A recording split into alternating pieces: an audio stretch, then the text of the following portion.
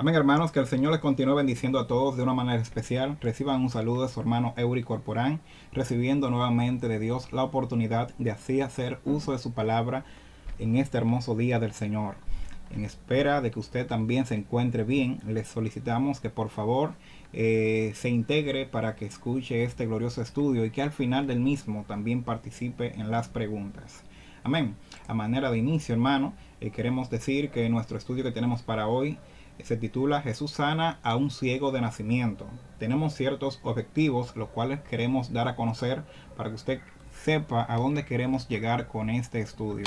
Amén. El objetivo número 1 dice visualizar que los escenarios que se nos presentan en nuestro diario vivir son una oportunidad para mostrar la luz de Jesús.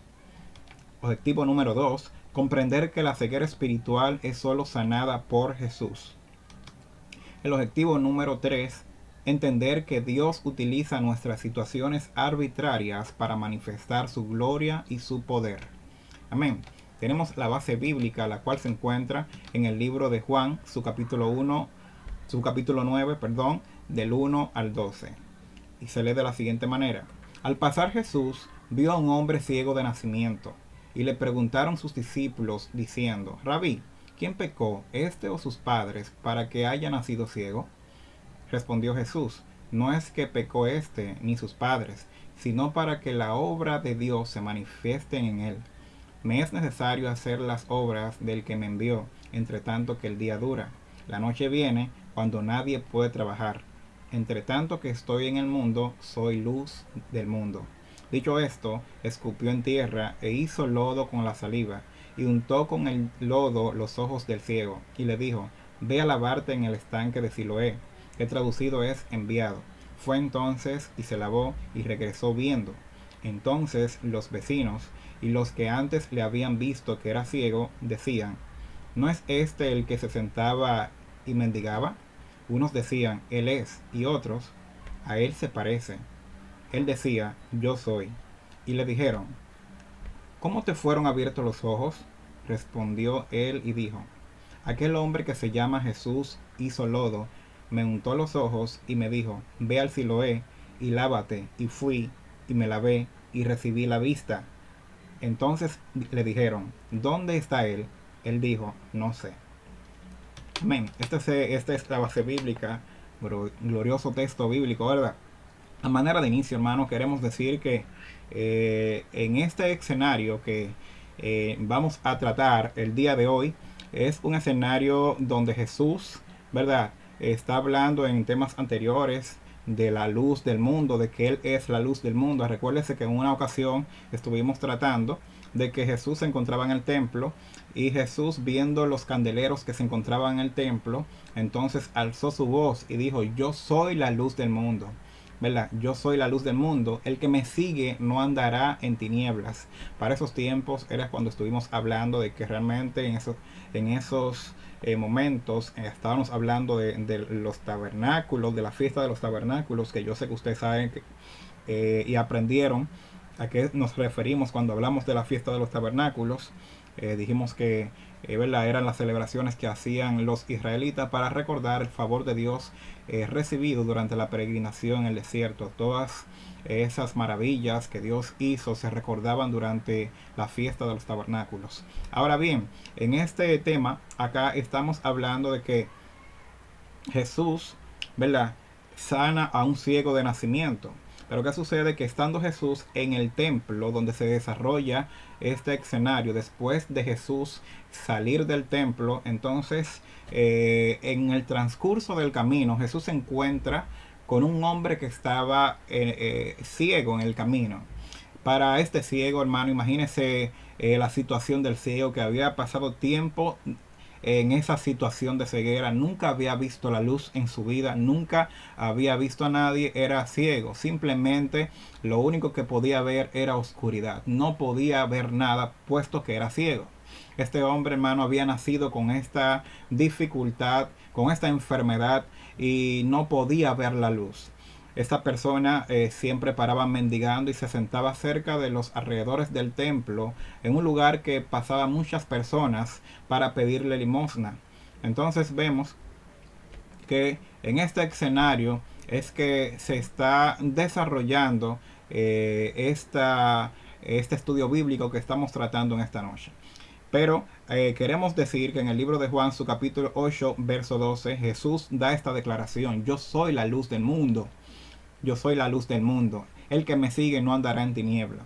Entonces, para esta ocasión tenemos que también tomar en cuenta que en esos momentos había crecido lo que era la furia de los fariseos, había crecido el odio hacia la persona de Jesús y hacia todo aquel que estuviera de acuerdo con Jesús, hacia sus seguidores también, puesto que como ellos no estaban de acuerdo con Jesús y cada vez que Jesús hacía un milagro, una sanidad, era como añadir un peldaño más al odio que esas personas sentían por Jesús. O sea, lo que queremos decir con esto es que el odio y la repugnancia hacia la persona de Jesús iba en crecimiento, hasta tal manera que ya no pudieron aguantar, lo negociaron con la persona que nosotros sabemos, con Judas, y bueno, los entregaron. Pero cada vez más iba creciendo lo que es la repugnancia, el odio hacia la persona de Jesús. Entonces, en esta ocasión, hermanos, se efectúa otro milagro al momento de Jesús salir del templo. Jesús se encuentra con este hombre, ¿verdad?, que es ciego. Y este hombre, hermano, está en esta situación. Y Jesús vio a este hombre. Imagínense, hermano, cuando Jesús fijó su mirada en este hombre, ¿verdad?, que estaba tendido en el camino. Entonces vemos que Jesús, los ojos de Jesús miran a este hombre. Fue un hecho, hermano, poderoso. Imagínese, hermano, que Dios a usted lo mire, que Dios lo mire, que Dios le ponga atención a una necesidad que usted en el momento está presentando. Dios no es indiferente, hermano, a nuestras necesidades. La mirada que Jesús hizo, hermano, a esa persona necesitada fue algo, óigame, hermano, envidiable, como por así decirlo. Nosotros, y no podemos, realmente no podemos envidiar, pero para decir algo o para decir una forma, ¿verdad?, cualquiera de nosotros, si nosotros deseamos que también Dios nos mire y mire nuestras necesidades y nos atienda y las responda. Entonces, en este momento, este ciego pudo tener la oportunidad de ser visto por los ojos de Jesús. Y en este escenario, este ciego, hermano, está en esa situación. Jesús lo ve y Jesús se comportó, hermano, como el samaritano cuando encontró a la persona en el camino, herido, ¿verdad?, por los ladrones que lo habían atracado, lo habían dejado como muerto. Y Jesús se comportó como el samaritano, le brindó una mano de ayuda, pero la mano de ayuda en esta ocasión fue su sanidad que este ciego recibió. Amén. Jesús lo sanó. Amén. Y vemos que la ley, hermano, en el capítulo 19 de Lucas, manda que estas personas que estaban en la condición de sordera y que eran ciegos, se le cuidara y se le tratara con atención y con cuidado, con respeto. Pero para aquel tiempo, hermano, eso no se cumplía mucho, puesto que muchas personas le trataban con indiferencia, se burlaban, lo menospreciaban. Imagínense, hermano, yo me imagino que tampoco eran simplemente los fariseos o las personas de aquel entonces. Los mismos religiosos muchas veces los vieron y quizás se burlaban, quizás lo menospreciaban. El que más piadoso era, quizás le extendía y le pasaba algunas monedas. Pero en esta ocasión el ciego recibió algo diferente, que fue la sanidad por el mismo Dios. Amén. Entonces vamos a continuar y vemos, hermanos, que aquí en el verso 2 dice: preguntaron sus discípulos diciendo, ¿quién pecó, este o sus padres, para que haya nacido ciego?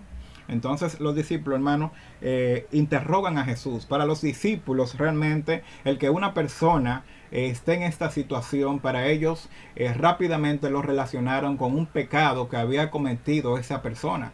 Pero en ese momento, en vez de ellos preocuparse o interesarse en que Jesús lo sanara o en algo parecido, ¿verdad?, la pregunta que a ellos les sucede, una pregunta teológica, que lo que produjo fue en esa persona, en el ciego que estaba ahí, fue entender que realmente él se merecía eso. Entender que se merecía eso. Esa pregunta estaba lejos de aliviar la situación de aquel pobre ciego que estaba ahí tendido. Amén. Entonces los discípulos salen con esta pregunta, una pregunta que le hace a él sentir que realmente se merece eso, porque quizás él había cometido algún pecado, pero realmente no era el caso. Él no había pecado, puesto que no se habían dado las condiciones para que él peque. Desde su nacimiento estamos hablando que esta persona nació ciego, no se habían dado las condiciones para que esta persona peque. Entonces, como no se habían dado las condiciones para que él peque, los discípulos lo relacionaron con un pecado que quizás sus padres habían cometido, porque ellos entendían, para aquel tiempo se entendía que si alguna persona sufría de algún mal, de alguna enfermedad, de alguna dolencia, de alguna situación que estuviera pasando, lo relacionaban como si fuera un castigo de Dios, porque quizás esa persona había cometido algún tipo de pecado. Eso también lo relacionaron en los tiempos de Pablo, lo relacionaron como con algún pecado que había cometido Pablo en la isla de Malta, cuando la serpiente se le prendió en la mano. Amén, que Pablo la sacudió en el fuego. Los nativos de aquella isla dijeron, bueno, quizás había cometido un acto que los dioses lo andan buscando para matarlo. Cuando viene a ver, pecó y los dioses lo andan buscando para matarlo. Entonces las personas tenían ese pensamiento de que si algún mal le acontece a alguien es porque realmente había pecado. Pero realmente no era así. También esto lo vemos, hermano, en los amigos de Job. Los amigos de Job, cuando vieron a Job en esa situación, que los pedazos de carne se le caían, con lepra, que era la peor enfermedad de aquel tiempo, entonces los amigos de Job relacionan esta situación que le estaba pasando a su amigo con que él había pecado y le había ofendido a la presencia de Dios. Pero realmente no era así en el caso que estamos tratando, porque esta persona desde su nacimiento había nacido ciego.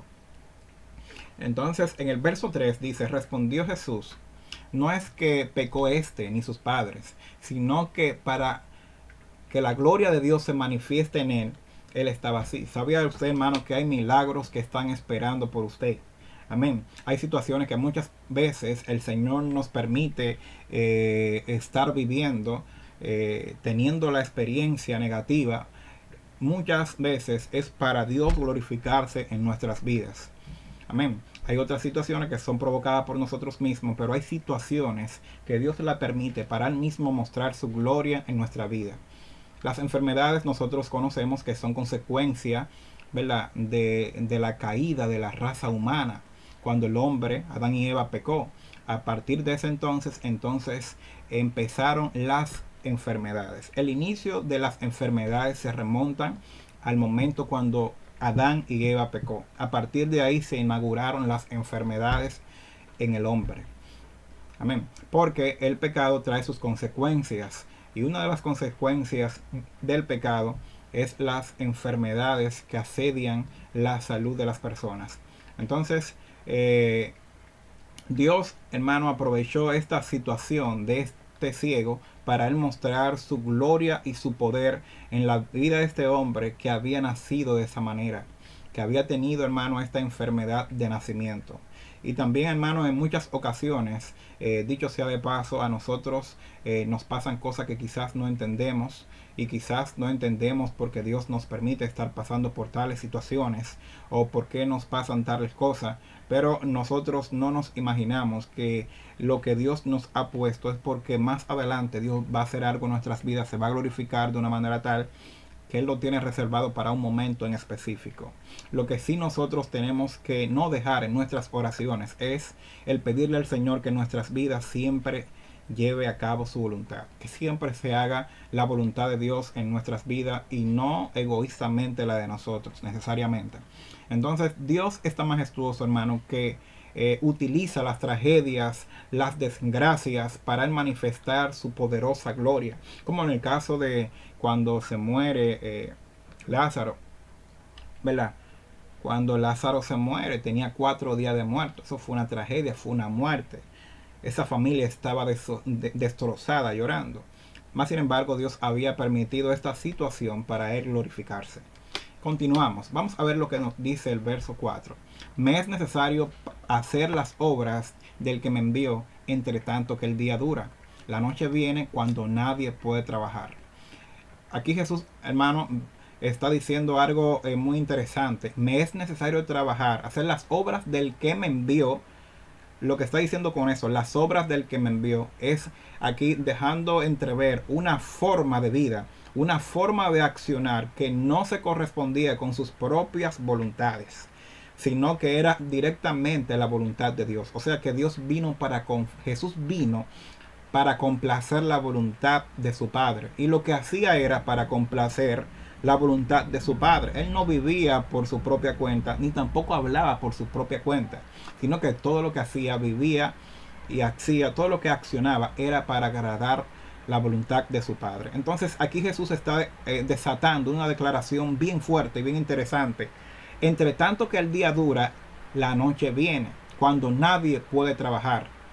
Amén. Entonces él decía, tengo que trabajar, entre tanto que el día dura, tengo que trabajar, porque la noche viene cuando ya nadie puede trabajar. Amén. Entonces, aquí vemos algo muy interesante, hermano, y es que el Señor sabía muy bien que su ministerio en la tierra, su ministerio terrenal, no iba a durar mucho realmente. Simplemente 3 años, que fueron lo que duró su ministerio. En esos 3 años, el Señor Jesús tenía que desarrollar de la forma más esplendorosa su ministerio. Y tenía que hacer todo lo que él vino a hacer y todo lo que le agradaba a su Padre que hiciera. Entonces Jesús sabía que no tenía tiempo para desperdiciar el tiempo y que su vida aquí era una constante y continua acción para agradar a su Padre. Dice, me es necesario hacer las obras del que me envió, entre tanto que el día dura. Cuando hablamos del día, estamos hablando, aquí se está refiriendo a su lapso de vida. Entre tanto que el día dura, o sea, entre tanto que yo viva, tengo que hacer las obras de mi Padre. Porque la noche viene cuando ya nadie puede trabajar. Cuando la noche viene, se está refiriendo ya al momento de su muerte, cuando ya él no va a poder hacer nada. Amén. Entonces, esto es aquí algo bien interesante, porque Jesús no dejó pasar ninguna oportunidad. Todas las oportunidades que Jesús tuvo para enaltecer el nombre de su Padre, Jesús la utilizó. A nosotros muchas veces también se nos presentan oportunidades para nosotros enaltecer el nombre de nuestro Padre, y quizás en ocasiones la desaprovechemos. Por aquí Jesús nos está enseñando que el transcurso de la vida que él estuvo aquí en la tierra, todo ese momento fue bien aprovechado para él enarbolar y enaltecer a su Padre que le envió. Amén. Entonces, nosotros también tenemos que considerar las oportunidades que Dios nos permite en esta vida, en esta travesía, para así también nosotros hacer el trabajo que se nos encomendó, que se nos dio por comisión, porque en algún momento se nos pedirá cuenta por nuestra vida, por nuestro tiempo, de cómo lo desenvolvimos, de cómo lo desempeñamos mientras estuvimos aquí en la tierra, qué hicimos y también qué cosas dejamos de hacer. Sepa usted, hermano, que el pecado solamente no es cuando usted hace cosas, sino también cuando usted deja de hacer cosas. Hay personas que dicen, no, yo no estoy en pecado porque yo no he hecho nada malo. Ok, no estás en pecado porque no existe nada malo, pero tal vez lo estás porque dejaste de hacer cosas que tenías que hacer. Entonces, de igual manera, Dios nos va a pedir cuenta. Sepa usted, hermano, y tenga bien claro que el Dios que le entregó un talento en aquel momento a usted se lo va a exigir, y le va a exigir también sus intereses. Esas parábolas que están escritas en la Biblia de tal forma, eso no está ahí simplemente para que lo leamos, sino para que nosotros aprendamos y tengamos por lo menos una muestra, una forma de nosotros ver cómo Dios va a hacer con nosotros también aquel gran día cuando Dios nos pida cuenta. Así que nosotros tenemos que tratar de enfocarnos en nuestro ministerio, nuestro talento, nuestra vida espiritual, nuestra tarea, nuestro trabajo aquí en la tierra, nuestro compromiso, ¿verdad? Y saber que somos hijos de Dios, que somos luz del mundo. Si usted es luz del mundo, usted no puede dejar de ser luz. Usted está para luz. Usted está para alumbrar. Si usted sale de la tierra, usted tiene que mantenerse alumbrando, tiene que mantenerse salando, tiene que mantener su sabor. La sal no puede dejar de dar su sabor. No nos podemos volver insípidos y ocuparnos en tantas cosas que en muchas ocasiones se nos olvide hacer las cosas que son concernientes al reino de Dios. Porque en ocasiones, hermanos, nos pasa que nos salimos del reino de Dios porque estamos en el reino de este mundo y nos olvidamos de Dios porque ya cambiamos de reino, porque una cosa es lo que nosotros profesamos y la que nosotros accionamos. Son cosas diferentes. Muchas veces profesamos a Dios con la boca, pero con las manos y con nuestra forma de vivir hacemos otra. Entonces como que nos cambiamos de reino. ¿Quién nos gobierna en el momento? Todo es como algo que se enlaza. Entonces hay que tener esto bien claro. En Juan capítulo 17 verso 4 dice: yo te he glorificado en la tierra, he acabado la obra que me diste que hiciese. Amén. Dice: en el sepulcro al cual todos nos encaminamos apresuradamente, no hay tareas que cumplir. La noche se acerca y jamás podremos recuperar las oportunidades perdidas. No debemos olvidar que no debemos olvidar que otro resultado, amén, no vamos a tener. Si nosotros dejamos de hacer lo que realmente nos conviene y lo que Dios espera, no vamos a tener otro resultado. En el verso 6 dice de la siguiente manera: dicho esto, escupió en tierra e hizo lodo con la saliva y untó con el lodo los ojos del ciego. Aquí vemos, hermano, una forma peculiar que solamente Jesús usó para hacer un milagro. A nosotros nos surge la pregunta, pero ¿y por qué Jesús no hizo, no desató una palabra sobre él, simplemente no puso las manos sobre su vista y recibió la sanidad? ¿Por qué Jesús tuvo que utilizar esta forma como tan despreciada o tan repugnante para ciertas personas e untarle lodo en los ojos? Nosotros tenemos que entender que Dios tiene una forma de actuar diferente para cada persona. O sea, en el sentido de que Dios tiene múltiples formas de cómo Dios actuar. Dios a usted y a mí quizás no nos responde de la misma forma, porque Dios tiene un trato con cada persona y también cada persona tiene una relación única con Dios, diferente. Entonces, en ese sentido, Dios también utiliza formas variadas de Dios contestarnos, como Él entiende que a nosotros nos conviene y como Dios entiende elegir sus medios para Él contestar nuestra respuesta, darnos, ¿verdad?, la contestación de nuestras necesidades que tenemos. Dios utiliza formas diferentes porque Él es soberano. Entonces, en esta ocasión, Dios pudiera sanarlo simplemente con la palabra: te declaro sano, recibe la vista, como en ocasiones también dijo. Pero en este caso el Señor utilizó lodo, porque Dios siempre se surte de las cosas más pequeñas e insignificantes para Él mostrar su poder y su poderosa gloria. Entonces vemos que utiliza lodo y lo manda a lavarse al estanque Siloé. El ciego fue, se lavó, obedeciendo, hermano. Aquí la obediencia produjo también que él recibiera esa sanidad. Él fue y realmente de allá para acá vino sano. Luego comenzó el cuestionario de preguntas que lo hicieron todo aquel que le conocía. Imagínese ese ciego, hermano, cómo se sentía después de tener tantos años estando ciego. Imagínese el orgullo que sentía este hombre, ¿verdad?, de haber sido sanado. Es para que nosotros veamos que Dios no tiene límites para sorprendernos. Dios siempre utiliza una forma de sorprendernos. Dios siempre se sirva de los medios adecuados que Él considera para cada situación.